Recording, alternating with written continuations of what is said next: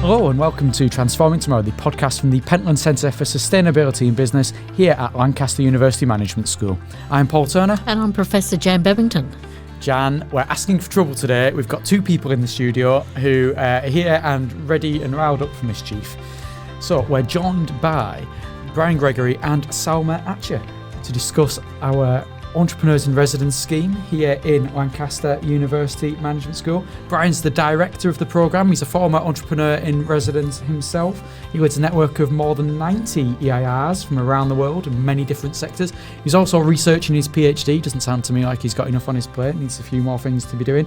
And Salma is the Business Networks Officer from here in Lancaster University Management School, which essentially means she keeps the entire network in check and doing what they should be doing.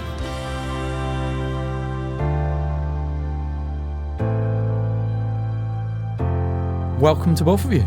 Thank you very much, and I'd love to take issue with this troublesome tag you seem to put on us, but we're going to have to get over that early, aren't we? I think time will tell. Time will tell. Starting with you then, Brian, just a bit of an introduction to yourself. I have said, you are the director of the EIR scheme, but you're also an EIR yourself. That's how you came to be involved with it. How have you come to be involved with the whole EIRs and where you are now? Right then, so I'll try and do something fairly potted. Back in about 2006, Magnus George and Ellie Hamilton came up with the idea of the Entrepreneur in Residence. Now then, Entrepreneur in Residence isn't new. There are universities around the world that do similar types of versions. And in reality, work I'm doing now, all universities have a scheme that looks like this. It may be called something different. So 2006-07, Ellie and Magnus conjured an idea, got some ERDF funding, and then brought in a fellow called Ian Gordon, who's now returned back to Lancaster again. And Ian became an employed entrepreneur in residence at Lancaster. Ian worked for 3 or 4 years with a number of people who'd been associated with Lancaster from the past through programs like LEAD, which are relatively well known, or were relatively well known, until the point came where Ian developed the Entrepreneur in Residence programme as it looks like now, to the point where we took on free resource.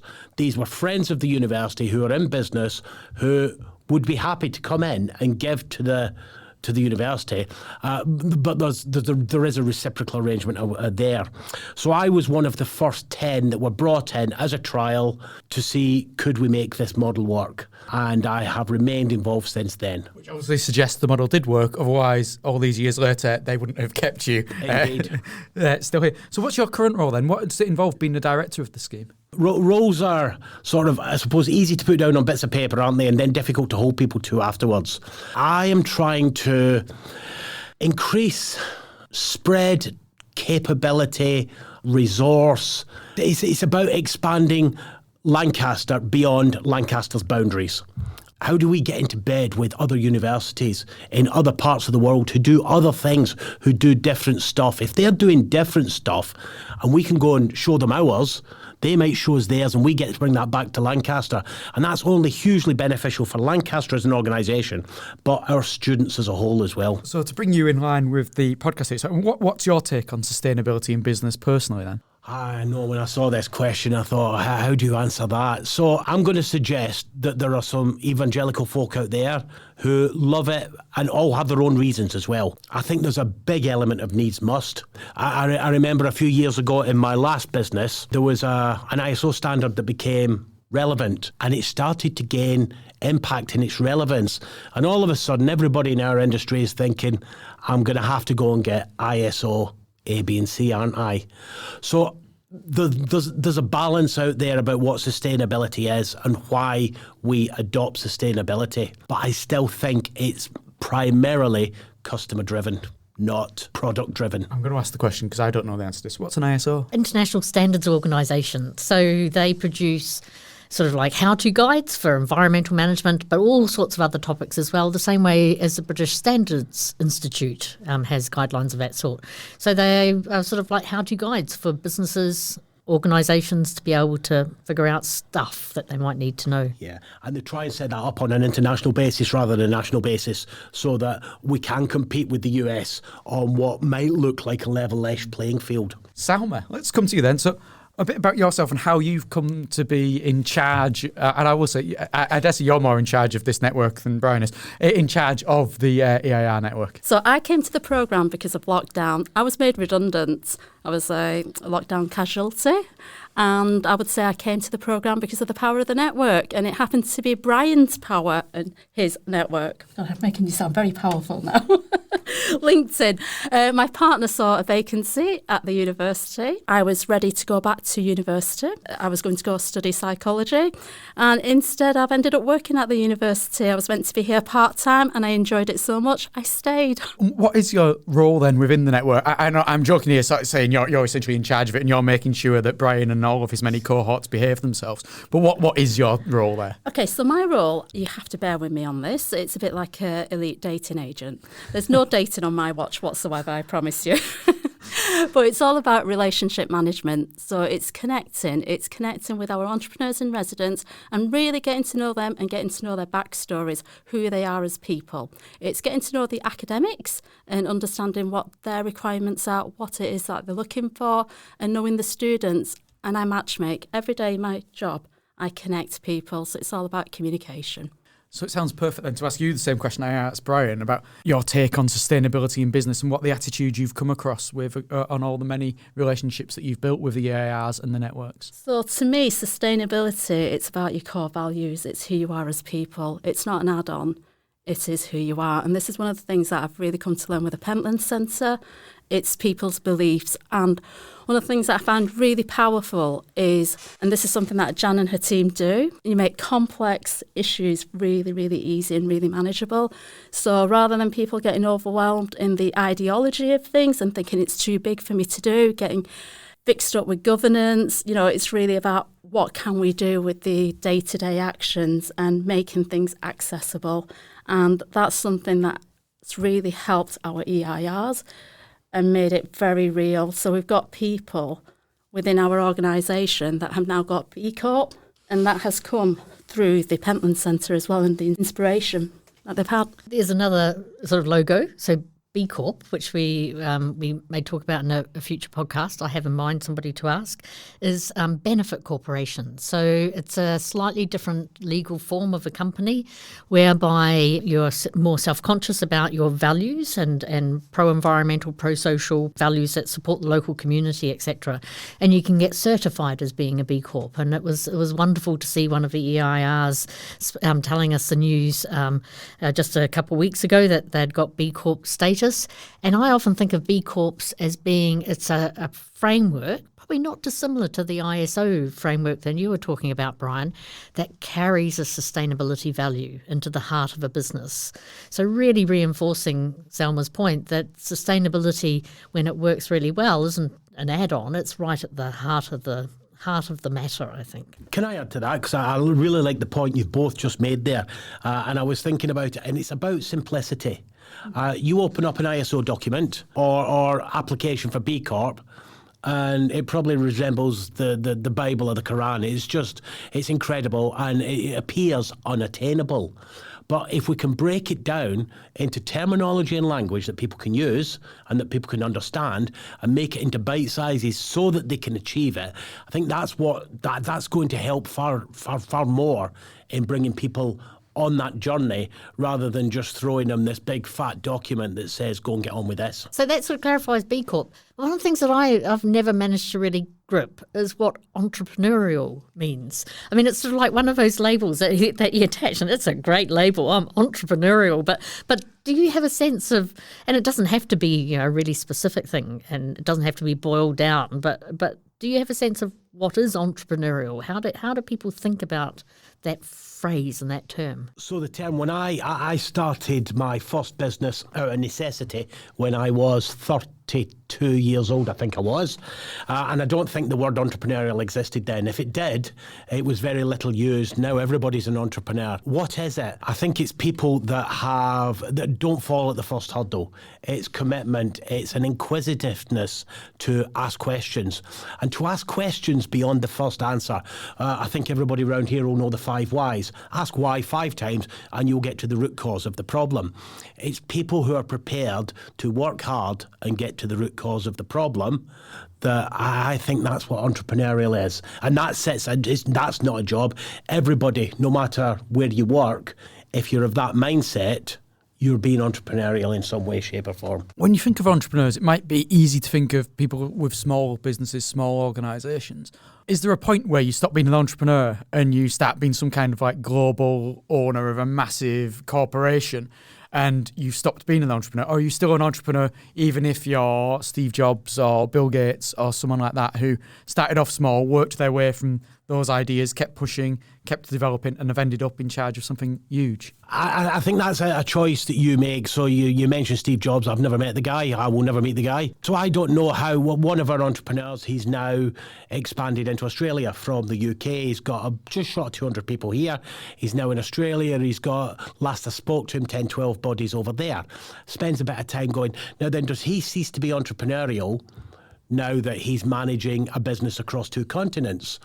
Or does he allow the functional management of the business to be done by others, and he remains sat looking at these, he's always got some of the grind to get through, but does he try and keep his mind free some of the time for this?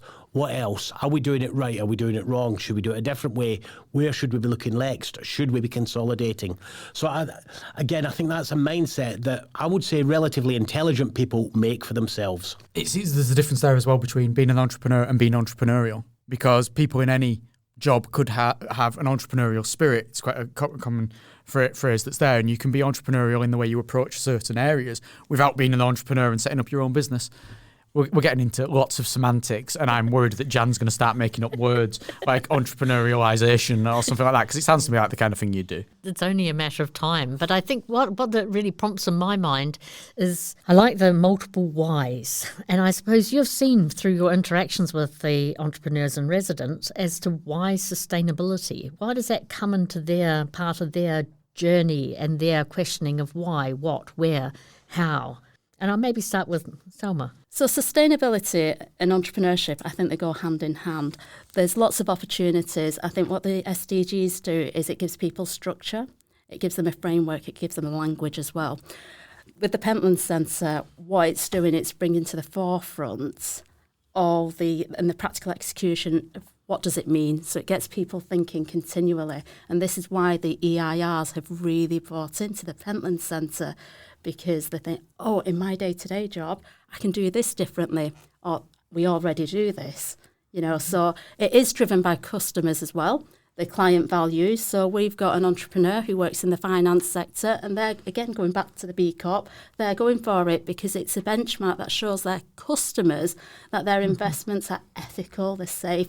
The consumers are a lot more savvy now. They want more. They don't just want to constantly buy things. They care about the origins of it, and it goes back to one of the conversations that you had with Duncan Pollard and one of our other entrepreneurs in residence, Victor. They did a joint publication which featured in 54 Degrees. I think it was issue 17.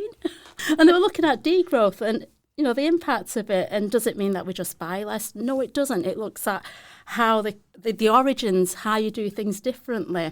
And that's what really taps into the entrepreneurial mindset. That's brilliant. And I know that our entrepreneurs and residents do quite a lot of work with our students. And I wonder, it would be great to hear something about that, because if you like, that's bringing their experience into the heart of the educational offering of the university, but also their experience of sustainability in practice into students' understanding of sustainability in theory. Well, this is where the dating agent role comes in handy. So for the last 2 years, we've been doing an MBA challenge with the students, and over a course of 3 days we have 5 entrepreneurs each day, and they look at sustainability, they look at the ideation of it, and they create meaningful relationships. So these entrepreneurs will be there to challenge the students. The students, again, in terms of entrepreneurial mindsets, students are very entrepreneurial. They will connect onto LinkedIn with the entrepreneurs. They will ask them for coaching. They'll ask for mentoring. I'll organise sessions for them. And even when they set up businesses, they'll come to the EIRs. We've got a student called Glover. He's created a sustainability business. Upsite, they upcycle furniture. They've got a collaboration with St John's Hospice, and this student, he's been absolutely fantastic. He's been hothoused by many entrepreneurs. And he's even come back to the university to act as a guest lecturer for one of our colleagues. So it's quite a virtuous circle. We're creating future entrepreneurs as well. And the upcycling of furniture is a really smart sustainability action because it makes pieces of furniture more available to people who might have less money, gets things out of landfill, and all of the impacts of that. So that sounds a really super example. Just to add, you have to go to Cole's website, Upsite, to see what he does. It's not a case of taking a cupboard and selling a cupboard. He does fantastic things with this furniture visually. Yeah. So value added again. So, huge value. Yeah, entrepreneurial. We keep mentioning the entrepreneurs in residence and various things that we do. I think we probably need to talk a bit more about who they are more precisely. So I mentioned at the very start there, you've got more than 90 entrepreneurs in residence here. Who make up this network? Where are they from? What experience do they have? And what sectors do they cover, Brian? So from a sector point of view, we cover, and things like sectors are how you dice them up, we cover about 19 sectors. Where are they from? The furthest away is she's in Hamilton in New Zealand. I think if I go the other side, I can get to Thailand and Malaysia. I can do Calgary in Canada that way. I've got Florida, different parts of the US. So it's a fairly wide spread of ladies and gentlemen that are part of the cohort. Age range, my youngest is 22 and she runs a business, food manufacturing business of 40 people out in Malaysia. And our eldest are in their mid-70s and they will both remain nameless. It's your next door neighbour. It's the right type of... The only requirement we have that they are capable of interacting comfortably with our students. I'm not looking for polished diamonds because polished diamonds are boring. Nobody likes them. They've still got to have a bit of rough on the edge, but it's got to be a means that will interest and engage the students. And beyond that, it's just about everybody's next door neighbour. You talk about engaging with students. They also engage with researchers as well, of course, here within the school. So what would you say the main desired outcomes you have of someone coming in and being an EIR? So the main desired outcomes, we have 3 opportunities for. Lancaster has 3 opportunities. Teaching support, research engagement, and then there's engagement with the university at a more structural level. So they're the 3, and it's not. I don't really look at somebody. I don't look at Paul and think, Paul, you'd be great for this, whilst Jan will be best for that. It's getting them in the room and starting to work out, see where they settle. I'm not bothered about being in the student, but I do go to number 10 Downing Street twice a year, so I can talk about that kind of stuff on your behalf when I'm at 10 Downing Street. So, and that's a realistic example, by the way, as well. We've got a number of boys and girls who do get to places like Downing Street. So we have lots of engagement for them. We let them find their level and where they sit comfortably. You'd say, obviously, Downing Street, but then there's the example, of course, of EIRs contributing towards reports that have been submitted to the G7 down in Cornwall. So there's big impacts with organisations that are known the world over. We were asked that. That was one of those. I'm sure we all think that structurally the world is very organised and it's only us as individuals that's so disorganised, don't we? I remember I was trying to watch the rugby on the telly and I got an email from one of our entrepreneurs in residence that says, Brian, I've been asked to submit this to the G7. Can you help? So by Sunday afternoon, we had 12 EIRs to contribute to it, 4 academics, and he had the data on the Monday and submitted it to the G7 it's like a pre-submission on the Thursday. Anyway, the paper was accepted. So yes, our span of influence is far wider than people would think. And the span of influence extends to the Pentland Centre. So Salma, how does the relationship between the EIRs and the Pentland Centre work? I would say the relationship works very, very well. To me, it's it's a very beautiful partnership. I know I sound like I'm in a cult. I do want to. It also sounds like you're back on the dating app here. You've swiped right for Jan, and that's it. Yeah. No, I'm old school. It's more Cilla Black and dating stuff. Yeah, I didn't know which direction to swipe in, so I mean, I could have just guessed. It could be that I've just rejected you outright by swiping right. So yes, the relationship between the Pentland Centre and the entrepreneurs, it's a very positive relationship that doesn't involve dating. It's given the entrepreneurs in residence opportunity to connect with academics who they otherwise would not have connected with, and it's created some wonderful partnerships, and it's a great opportunity for people to get to know each other. So relationship building is very, very valuable, especially now that we're in a global place and the world's getting smaller. So it's important that people have these opportunities to connect. So recently Brian's done a collaboration with Sunway University. We've recruited several EIRs from there, and one of our colleagues, Stephen, we would not have known Stephen had it not have been through the Pentland Centre. And what it does, it gives a familiar face for somebody to reach out to. So when Brian's out in Malaysia, I can say, hey Brian, did you know Stephen is available? And Brian's got this great relationship, and it just goes from strength to strength, and we've created international lectures. And what that does for the entrepreneurs, it gives them value. Now, they're in organisations that they've created. They're at the top of the game. You know, they've had lots of lives like cats. You know, some have boomed, some have busted, and they're constantly rebuilding themselves. It's not always about monetary reward, and this is something that gives them the opportunity to really do reflective pieces on themselves as well, and really engage at a different level with people. And I'd really second what Salma said there, because the EIR is a network, Pentland Centre's a network, so it's sort of a network of networks, and it's a really nice way for people to connect with each other, and as you say, to get credit for what they're doing. And also, when you get credit for what you're doing, you often think with that entrepreneurial mindset that Brian was talking about, well, maybe I could do it a bit better again. And I think that's a nice way forward. But also, I'd use the word inspiration as well, because it's possible to do really amazing things. And I think the EIRs give us that opportunity. And I always like interacting with them, because their stories are great, and they do really interesting and vibrant things.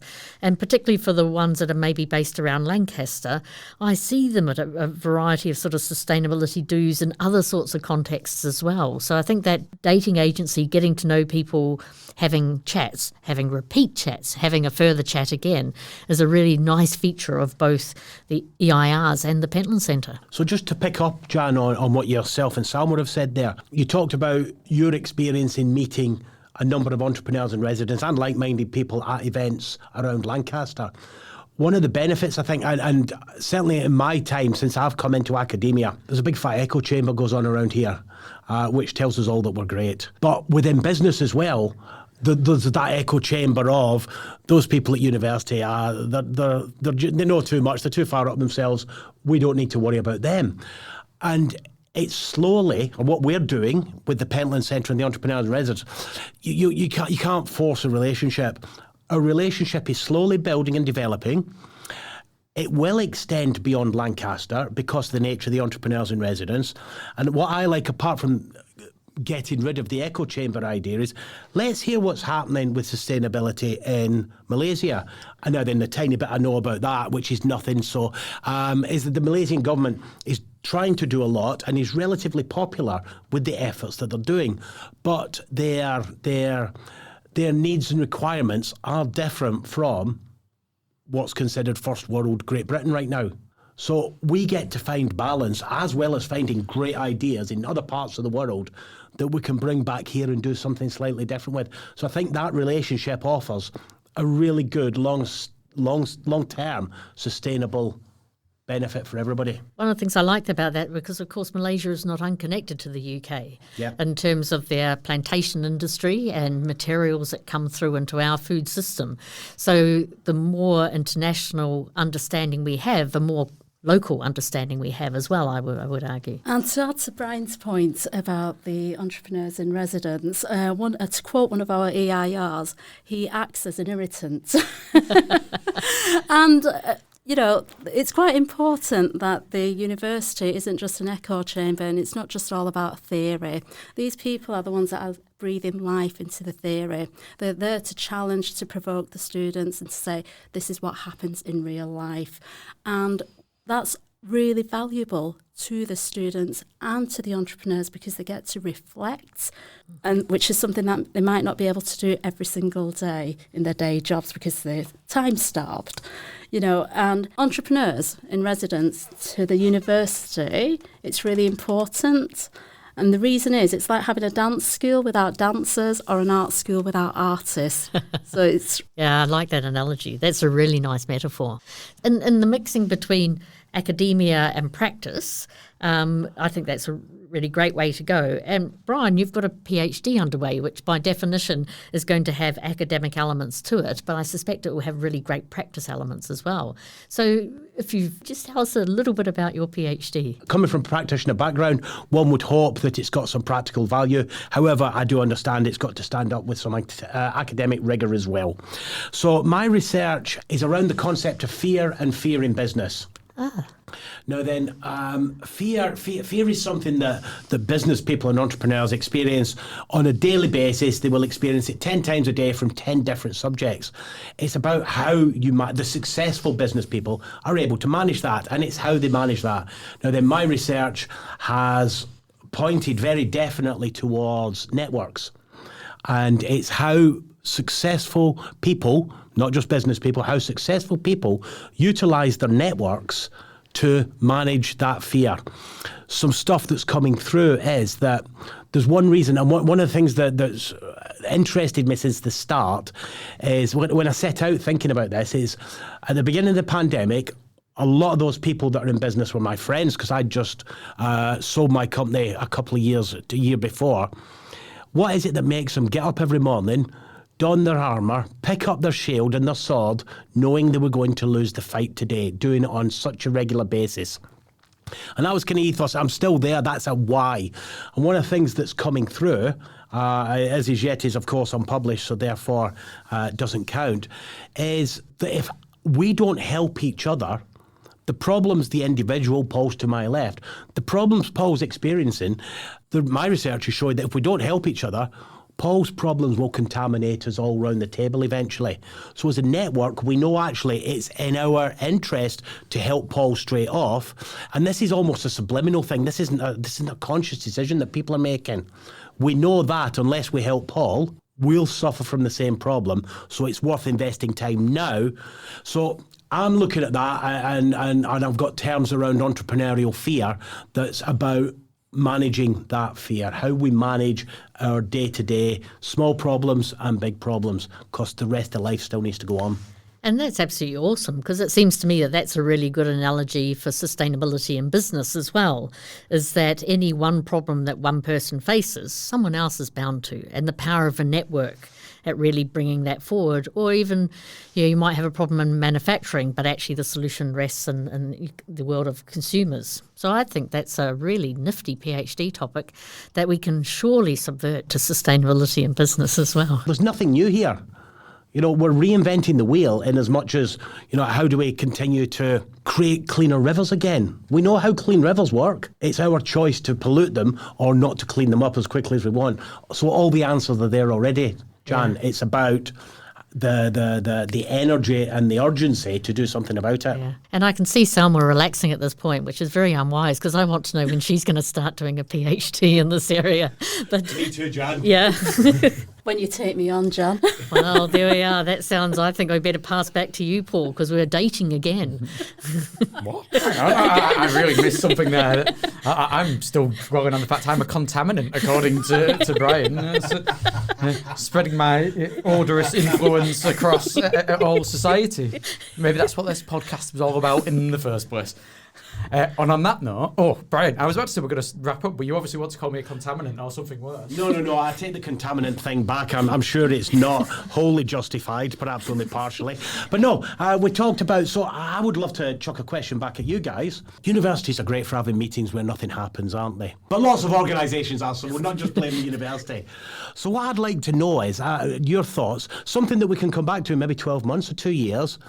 How could the Pentland Centre and the entrepreneurs in residence, in a very slow and deliberate way, benefit each other more in the short-term future, please? I think there's layers to it. The first one is inspiration. So particularly highlighting what I'd often call pockets of the future and the present, because things that we're doing now that look a bit odd, but we're going to be really sensible as the environment and social conditions change around us, those examples of what will fit the future really well is already in the present. And I think the entrepreneurial mindset is where some of these ideas are. So I think there's pockets of future in the present is one thing that we be able to systematise, understand, and really figure out how that comes into being.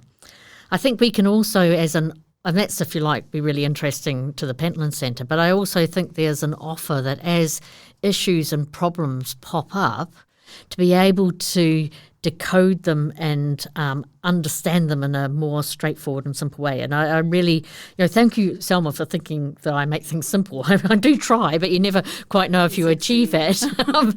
So actually, what are the leading edge of the problems that people are trying to tackle? So we know one that's going to be coming forward, which is the government in a whole variety of contexts, and they've just delayed it a bit further because I think they don't know how to do it, which is a really good reason to involve research, is how do you be a net positive business? So it's net zero carbon, but it's net positive on biodiversity. So that is a huge, big pot of stuff that we have some ideas about, that some of our researchers are looking on, quite particularly.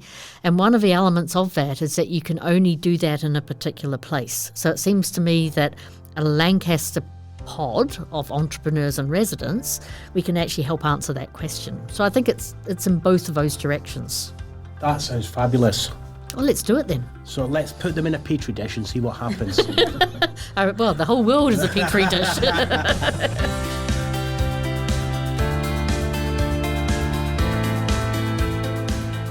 Thank you very much for joining us, Brian and Salma. And next time, Jan, we're going to be talking to Dr. Caroline Lord about, among other things, sustainability fairy tales, urban sustainability transitions, and as far as I'm aware, nothing to do with EARs and contamination or whatever it is we've just spent the last half hour talking about, because at points here, my mind's gone. We shall, but there will be some nice crossover points about how do you find out about the world, how do you transfer that understanding somewhere else in the world, so I think there's a nice continuity to come. And how it can be practically applied. Exactly. Until then, I'm Paul Turner. And I'm Professor Jane Barrington.